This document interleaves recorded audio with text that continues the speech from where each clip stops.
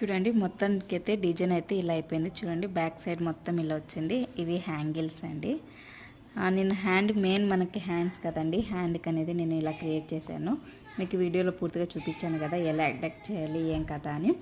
కానీ దీంట్లో ఏమి మామూలు నార్మల్గా ఇట్లానే కుడతారండి, అంటే బ్లౌజు కటింగ్.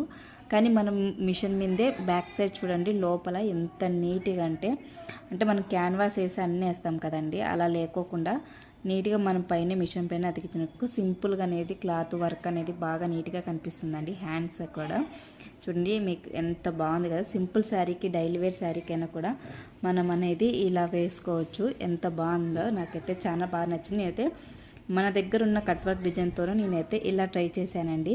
నిజంగా అంటే చాలా బాగుంది. నేను ఎలా వేయాలనుకోవడానికి కొద్ది కస్టమర్కి నేను నార్మల్ మిషన్తో కుట్టి చూపించానండి. అది వాళ్ళు ఓకే అలానే నేను దీన్ని కంప్యూటర్ ఎంబ్రాయిడరీ